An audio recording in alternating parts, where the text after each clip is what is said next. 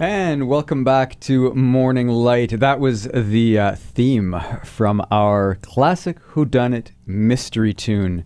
Now, we have teamed up with the Whodunit Mystery Bookstore on Lilac Street.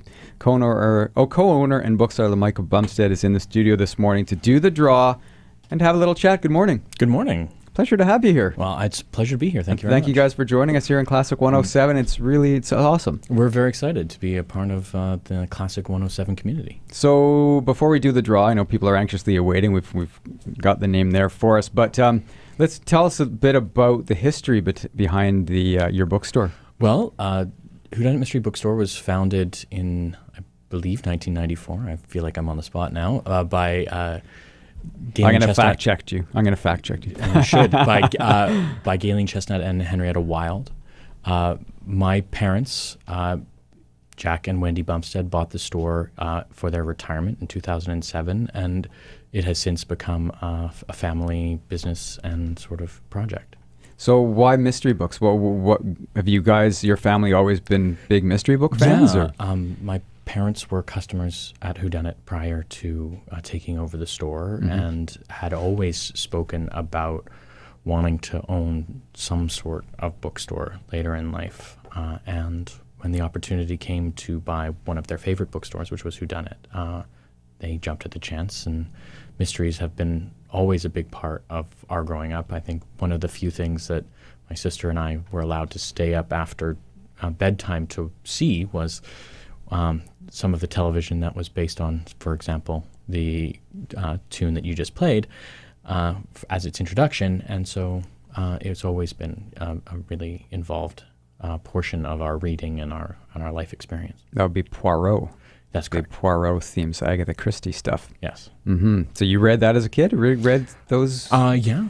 Read, watched, listened to audio books and the like, and on car journeys and those kinds of things. So you're the Classic Whodunit, or the Whodunit Mystery Bookstore on Lilac Street.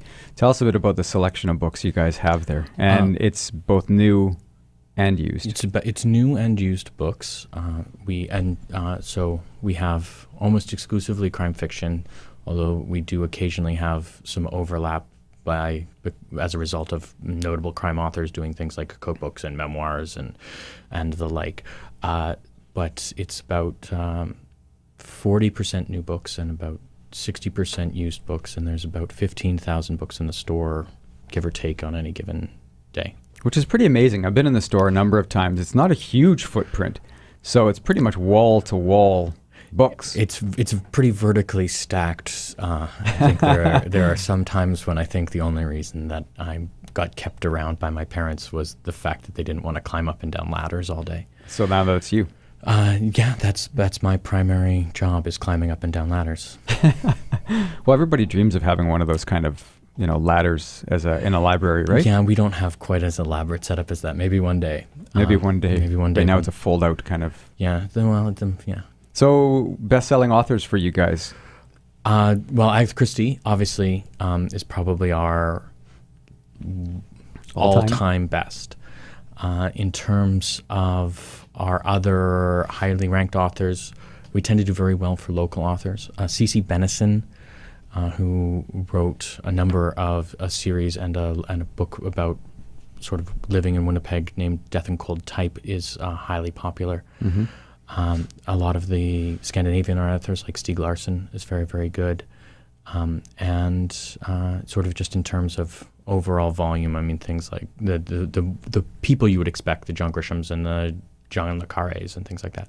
We do surprisingly well out of a Newfoundland author named Thomas Rendell Curran, who has a series that's set in Newfoundland during the 1940s and the 1950s. But that's, I think, mostly because my father was bullying people into buying it at one point. And now people are hooked, and that's sort of how it works. Well, it's interesting because I used to work in a small little classical record shop in London, Ontario. I was kind of the same way. The owner would just get behind something. You say it bully, you call it bullying. I just call it championing an author or a musician. Get behind one particular thing. And championing is probably a much more polite term. But he's your father. You can say whatever you like. Well, he's listening now. Sorry, Dad. He's not bullying. He's championing. No, you're championing books like Thomas Harlequin's Undertow. Yes. Who are some of your favorites? I love a Scottish author named Malcolm Mackay. He writes a series that's set in Glasgow in sort of the underworld. They're very, very good. They're very well written, and they're really very innovative in the way that he uses twists in a plot in a way that you wouldn't expect. I mean, and twists in the plot are a fairly standard crime fiction device. Mm-hmm. He's very sort of rooted in the Glasgow crime idea, and he does a really excellent job of putting those things forward. I tend to also read. I must admit, I read a lot of the books that people don't buy because I'm trying to figure out what's wrong. And but one of my favorites is an author named Ben H. Winter. And he wrote a trilogy about called The Last Policeman Trilogy, about a cop who's trying to sort of maintain law and order and come to grips with the fact that the Earth is about to get hit by an asteroid and sort of be largely destroyed. And I grew up not just with Agatha Christie and those kinds of things, but a lot of South American crime and Spanish crime writers, including Arturo Pérez Reverte. And sort of the bittersweet sadness that finishes a novel is often very appealing to me. And Ben H. Winters does a lovely job of creating that kind of feeling of sadness and joy at the same time. Is he an American author? He's an American author. An American author. Now, I wanted to just got a couple more minutes, quickly segue. Now, it's interesting we talk about mystery books. I know mystery books are very popular, but one of the things that you do, and this is your sort of other profession, is kind of like you're almost like a detective. Tell the audience a bit about what you do as on the side, I guess you could say. Well, I have a PhD in historical archaeology, and so I spend quite a lot of time in archives doing historical research, trying to discover the answers to long questions. And then as an archaeologist, part of what we do is then do excavations at sites to challenge what is sort of considered to be the historical narrative based on sort of what evidence we actually find in the spaces that we excavate. So you're a detective, somewhat. I suppose. So we're waiting for your next novel. How about your first novel? I think I should probably work on getting my PhD finished for publication before I worry about that. Okay, well, we'll give you that. We'll let you do your PhD, and then we'll wait for your novel. But in the meantime, people can come visit you on Lilac Street. You're at 65 Lilac Street. 165. 165 Lilac Street, excuse me. I've been in conversation with the co-owner, and he calls himself a bookseller, book lover. Yes. I suppose Michael Bumsted from the Whodunit Mystery Bookstore, and we've teamed up with them to offer a $25 gift card. Yes, at the moment they're $25 gift cards. They may evolve into actual books at some point. But, okay. We're excited to have people win some money to come spend at our store. Absolutely. So again, they've got new books, they've got used books, 15,000 mystery books, and if you've never been in there, you got to check it out. It's